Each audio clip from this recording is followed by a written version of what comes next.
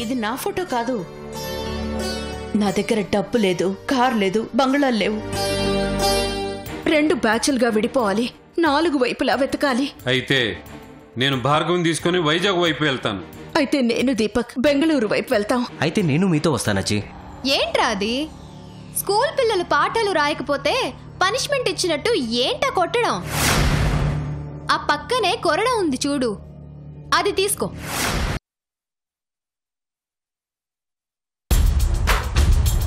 తిను సిద్ధు, ప్లీజ్ సిద్ధు తిను. వద్దు నందిని, ప్లీజ్ వదిలే.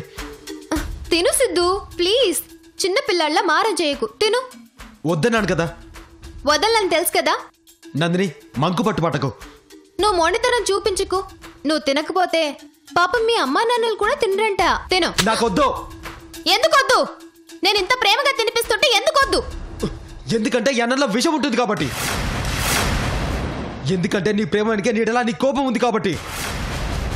ఎందుకంటే ఆ కోపం మా అమ్మ నాన్నల రూపంలో నా మీద తీర్చుకుంటున్నావు కాబట్టి. ఆ కోపంతోనే ఇప్పుడు నాకు విషం పెట్టి చంపాలనుకుంటున్నావు కాబట్టి. Stop it, stop it Siddhu, just stop it. ఏమన్నావు? ఈ అన్నంలో విషం పెట్టానా? విషం పెట్టి నిన్ను చంపాలనుకుంటున్నానా?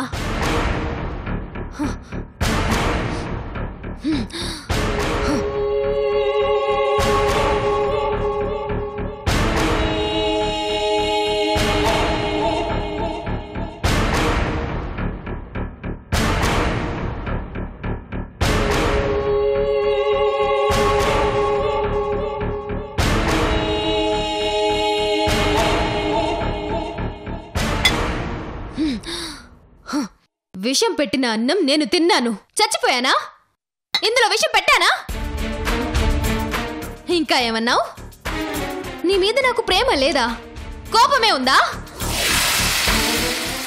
అవును, కోపమే ఉంది. నువ్వు నన్ను కాదంటున్న కోపం, పిచ్చ కోపం. ఆ కోపంలో నేనేం చేస్తున్నానో నాకే తెలీదు. అప్పుడే ఏం చేసైనా నీ ప్రేమని మాత్రం దక్కించుకోవాలని ఆవేశం వస్తుంది. అదే అదే ఇలాంటి పనులన్నీ చేయిస్తుంది. అవును సిద్ధు, నువ్వంటే నాకు పిచ్చ సిద్ధు, పిచ్చ ప్రేమ. నువ్వు నాకు దూరం అయితే తట్టుకోలేను, తట్టుకోలేను. పిచ్చెక్కిపోతాను, చచ్చిపోతాను. అవును సిద్ధు, నువ్వు లేకుండా నేను బతకలేను, బతకలేను, చచ్చిపోతాను. నువ్వు నాకు దూరం అయితే చచ్చిపోతాను. నందిని పిచ్చిదాన్లా మాట్లాడకు. ఆగు సిద్ధు, సిద్ధు ఆగు సిద్ధు. నువ్వు నా మాట లెక్క చేయకపోతే నాకు పిచ్చి కోపం వస్తుంది సిద్ధు. నా మాటలు నీకు పిచ్చిదాని మాటలు అనిపిస్తున్నాయి కదూ? నా మాట అంటే గౌరవం లేదు కదూ? నా మీద ప్రేమ లేదు కదూ? నా మీద ప్రేమ నమ్మకం ఏమీ లేవు కదూ? అయితే చూడు, నీ కోసం, నీ ప్రేమ కోసం నేనేం చేయగలనో చూడు. నీకు నా మీద ప్రేమ నమ్మకం కలిగించడానికి నేనేం చేయగలనో చూడు.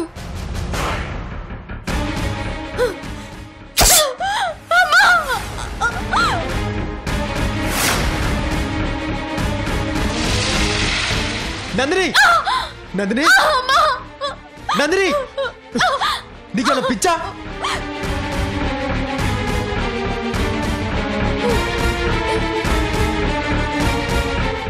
పద హాస్పిటల్కి వెళ్దాం.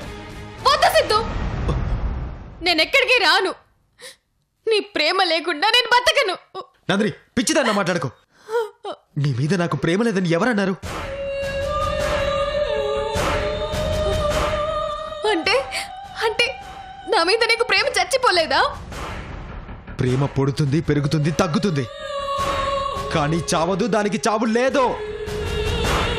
ప్రేమ కోపంగా మారుతుంది, కానీ ఆ కోపంలో ఉండేది కూడా ప్రేమే. అంటే ఇప్పుడు నా మీద కోపం లేదా? నా కోపం నువ్వు చేసే పనుల మీద, నీ మీద కాదు. అంటే ఇప్పుడు నా మీద ప్రేమ ఉందా? ప్రేమే ఉందా? అంటే నన్ను పెళ్లి చేసుకుంటావా? చెప్పు సిద్ధు, నన్ను పెళ్లి చేసుకుంటావా? నువ్వు ఇవన్నీ వదిలేసి నాతో వచ్చేస్తావా? మనం అమెరికా వెళ్ళి పెళ్లి చేసుకుని అక్కడే సెటిల్ అయిపోదాం. చెప్పు నందిని, వెళ్ళిపోదామా? సిద్ధు, ఇదంతా చేసింది నీ కోసం, మనిద్దరం సుఖంగా ఉండడం కోసం. నాకివేమీ వద్దని చెప్తున్నాడుగా. అలా అని వచ్చిన దాన్ని వదులుకోమంటావా? ఇలా వచ్చింది ఉండదు నందిని, పోతుంది. పోగొట్టుకోవడం కంటే వదిలేసుకోవడమే మంచిది కదా. వదులుకోలేను సిద్ధు, నిన్ను, ఈ ఆస్తిని. అయితే నేను వదులుకుంటాను.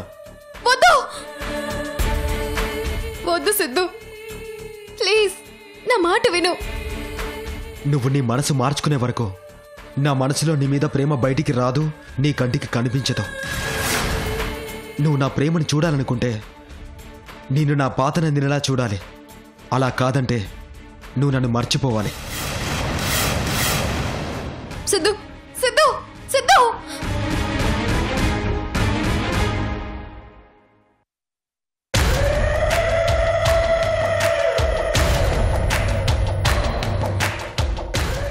పిచ్చి సిద్ధు, నేను కోసుకుంది నిజమే, కానీ ఏడ్చింది మాత్రం నటన. నీలో నా మీద ప్రేమ ఇంకా బతుకుందా లేదా అని తెలుసుకోవడానికి నేను ఆడిన చిన్న నాటకం. ఈ నాటకంలో నీ ప్రేమ బయటపడింది. నువ్వు నా దారిలోకి వస్తావని నమ్మకం బలపడింది. ఇంకా నీ ప్రేమని నా సొంతం ఎలా చేసుకోవాలో నాకు బాగా తెలుసు. నువ్వు నన్ను మారమన్నావు. ఊసర వెళ్ళి ఎప్పుడూ తనకి నచ్చిన రంగులోకి మారుతుంది గాని ఎవరన్నా కోరిన రంగులోకి మారదు. ఈ నందిని కూడా అంతే, తనకి నచ్చినట్టే మారుతుంది, ఎవ్వరి కోసం మారదు. ఖచ్చితంగా నిన్నే మారుస్తుంది. చూస్తూ ఉండు.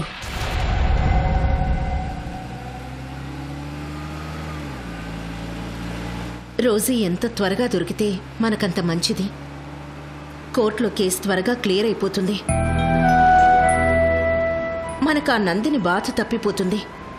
మనందరం కలిసి మళ్ళీ హ్యాపీగా ఉండొచ్చు.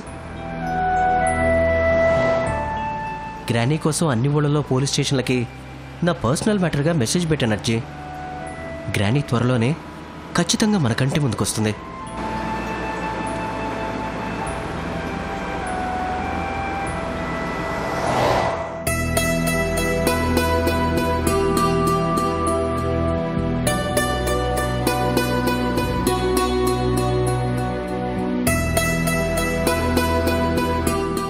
ఈసారి ఆ అమ్మగారు ఇటు వస్తే ఆ పాత చెప్పులు తీసేసి ఈ కొత్త చెప్పులు వేసుకోమని చెప్పాలి.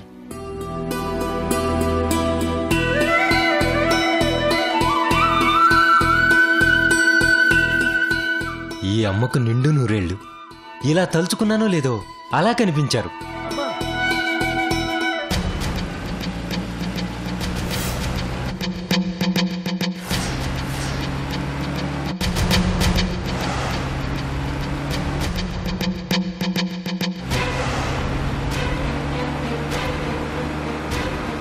లక్ష్మి కార్లా ఉందేంటి?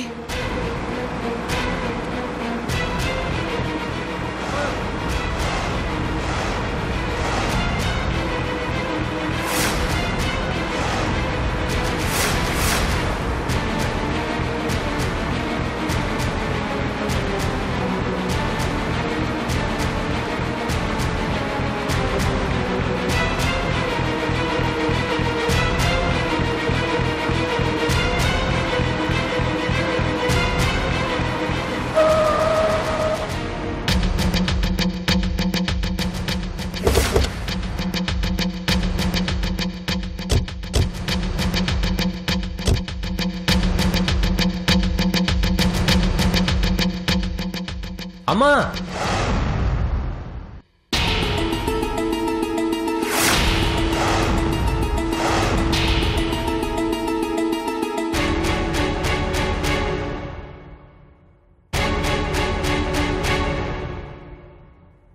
ఈవెంట్ ఎక్కడైనా చూసావా?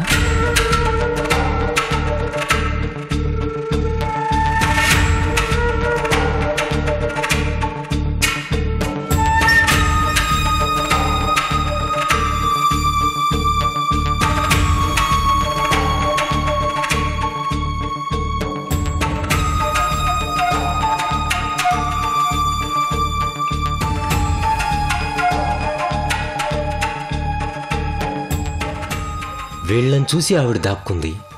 వీళ్ళ దగ్గర ఆవిడ ఫోటో ఉంది. అంటే వీళ్ళు ఆవిడికి కావలసిన వాళ్ళన్నా అయి ఉండాలి, లేదంటే ఆవిడికి శత్రువులైనా అయి ఉండాలి. ఈవిడ్ని చూసావా లేదా అని అడిగితే దిక్కులు చూస్తావేంటి? చూసావా లేదా చెప్పు.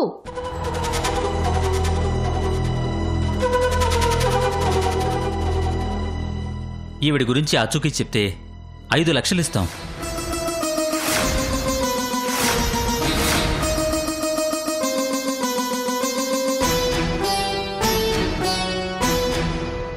చూశానయ్యా.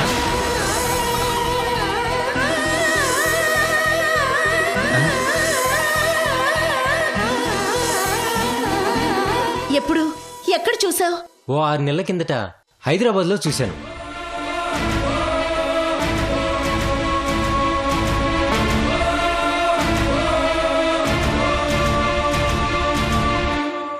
మా అబ్బాయి ఆపరేషన్కి ఈ అమ్మాయి సాయం చేసింది.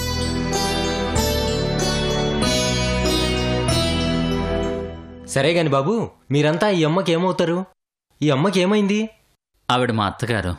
కొన్ని రోజుల నుంచి మా మీద కోపంతో ఇంటికి దూరంగా ఉంటున్నారు.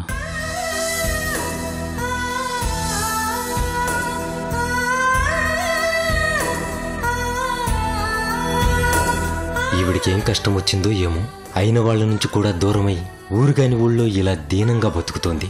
ఈ తల్లి గురించి బయటపెట్టి ఈమెకి ఇష్టం లేని పని చేస్తే మనకే మహాపాపం చుట్టేసుకుంటుంది. అమ్మా, అయినా ఈ అమ్మ ఇంత దూరం ఎందుకు వస్తుందమ్మా? అది ఇలాంటి ఊళ్ళోకి ఎందుకు వస్తుంది?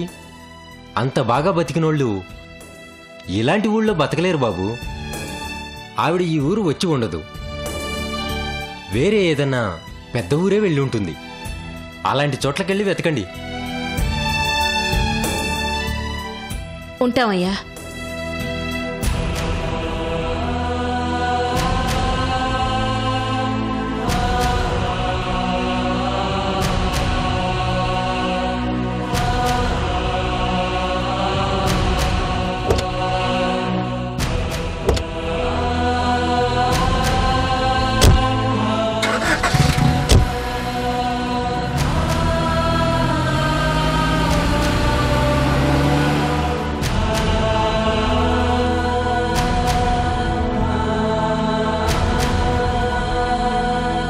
చాలా థ్యాంక్స్ అండి.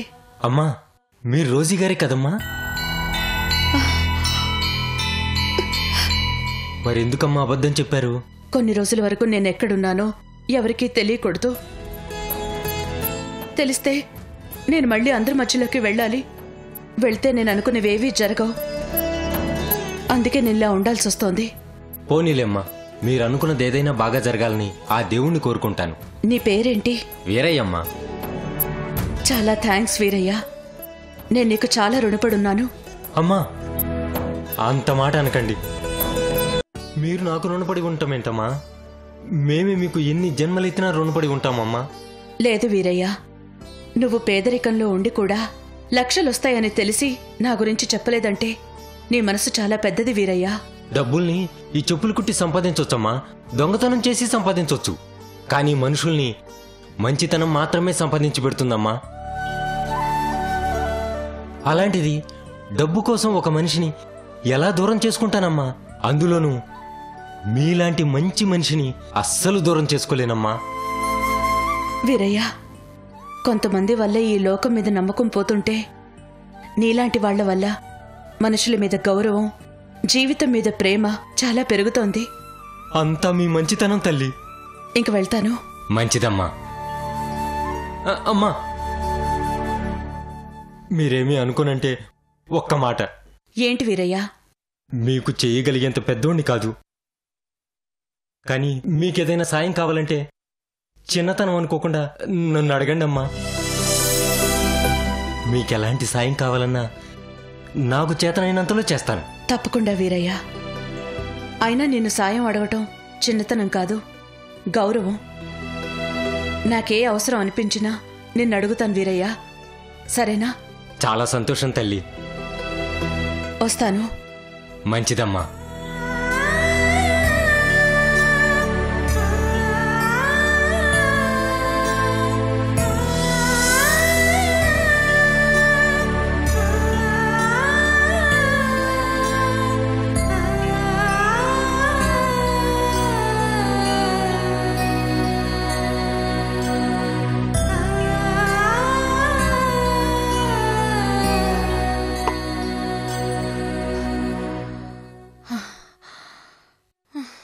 రోజీ టాబ్లెట్ వేసుకున్నావా? వేసుకున్నానమ్మమ్మా. అబ్బబ్బబ్బా, ఏంటి రేట్లు ఇన్ని రెట్లు పెరిగిపోయాయి? అమ్మమ్మా, నువ్వెప్పుడైనా సరుకులు తెచ్చుంటాయి కదా, నీకు ఈ రేట్ల గురించి తెలుసుండేది. రేట్లకి అప్పటికి ఇప్పటికి చాలా తేడా ఉందమ్మమ్మా. మరీ టూ మచ్ రోజీ. ఈ కందిపప్పు చూడు 150 రూపాయలంట. అదే హోల్సేల్ షాప్లో.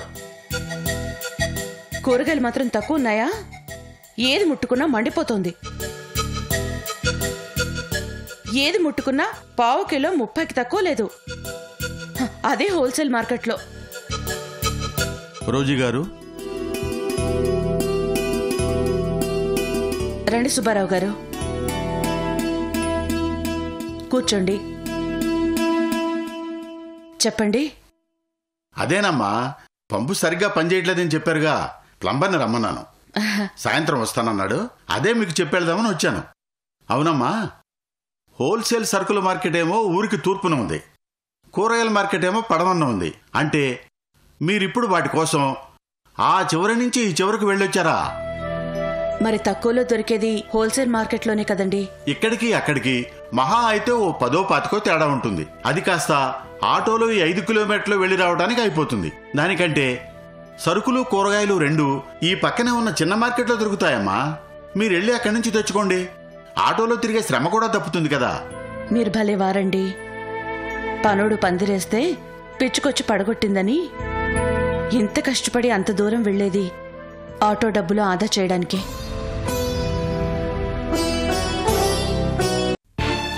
అమ్మమ్మా, ఇప్పుడు ఇవన్నీ ఈ 5 కిలోమీటర్లు నడుచుకుంటూ మోసుకొచ్చావా? తప్పదు కదా రోజీ. ఏం తప్పదమ్మమ్మా? రోజీ, ఏమైంది? ఎందుకు ఏడుస్తున్నా? ఇదిగో అమ్మమ్మ, నువ్వు నాతో మాట్లాడుకో. అరే, ఎందుకు ఏడుస్తున్నావంటే మాట్లాడొద్దంటావేంటి? ఇప్పుడేమైంది? ఏమవ్వడం ఏంటి? ఆఫ్టర్ ఆల్ 25 రూపాయల కోసం 5 కిలోమీటర్లు నడుస్తూ ఇవన్నీ మోసుకు తిరుగుతావా? ఓ, దాని గురించా? మరి డబ్బులు ఆదా చేసుకోవాలంటే ఆ మాత్రం కష్టపడాలి కదా రోజీ. ఇదిగో అమ్మమ్మ, మళ్ళీ మాట్లాడమంటే తిట్టేస్తాను. అమ్మమ్మ పని కూడా చూడు. డబ్బులంట ఆదా అంట. అంత కష్టపడి తిరిగితే ఆదా అయ్యేది బొడి 25 రూపాయలు. రోజీ, ఒకటి చెప్పనా? ఒకడికి చుట్టూ చెట్లు సెలయేళ్లు ఉన్నాయి, తినడానికి బోల్డన్ని పళ్ళు, తాగడానికి స్వచ్ఛమైన నీళ్లు ఉన్న ఆ చోటు నుంచి సడన్ గా చుక్క నీళ్లు కూడా దొరకని ఎడారిలోకి పడిపోతే వాడి పరిస్థితి ఎలా ఉంటుందో తెలుసా? ప్రతి చోట గొయ్యి తవ్వుతాడు. ఆ గోతిలో ఊరేది చుక్క నీరైనా ఒడిసి పడతాడు. అలా పట్టిన చుక్క చుక్కని ఒక చోటికి చేర్చి దాన్ని ఉపయోగించుకుంటాడు. మన పరిస్థితి అంతేనమ్మా. అమ్మమ్మా, నువ్వెలా బతికావు? ఇప్పుడు ఈ బతికేంటి? అంత బ్యాంక్ బ్యాలెన్స్ లో. రోజీ, గతం ఎంతో ఘనంగా ఉందని వర్తమానంలో చెప్పుకోకూడదు. ఆ గతాన్ని వర్తమానంతో పోల్చుకోకూడదు. దానివల్ల మనిషి మానసికంగా చాలా దెబ్బతింటాడు. జస్ట్ ఆ గతాన్ని గుర్తుంచుకోవాలి. మళ్ళీ దాన్ని సాధించాలన్న పట్టుదలతో ముందడుగు వేయాలి, అంతే. నువ్వెన్నైనా చెప్పమ్మమ్మా, నువ్వు మాత్రం కష్టపడుతుంటే నేను చూడలేకపోతున్నాను. రోజీ, కొన్ని రోజులు ఓపిక పట్టమ్మా. లేదమ్మమ్మా, ప్లీజ్. రోజీ, చూడండి రోజీ గారు, మీ మనవరాలి ఆవేదనలో అర్థం ఉంది. మీరు మరీ 25 రూపాయల కోసం ఇంత కష్టపడక్కర్లేదు. అయినా 25 రూపాయలతో ఈ రోజుల్లో ఏమొస్తుందండి? ఒక టాబ్లెట్ వస్తుంది. అవును సుబ్బారావు గారు, ఆ డబ్బుతో మనవరాలికి ఒక టాబ్లెట్ వస్తుంది.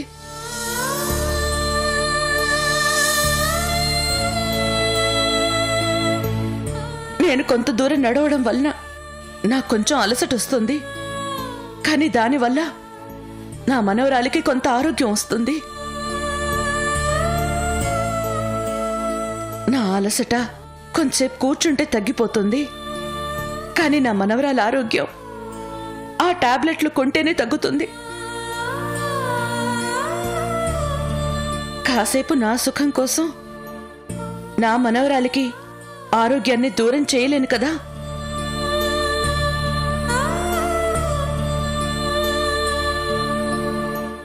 కొట్టాల్సింది జనాల్ని కాదు నాన్న, ఈ ఇంటిని పడగొట్టాలి.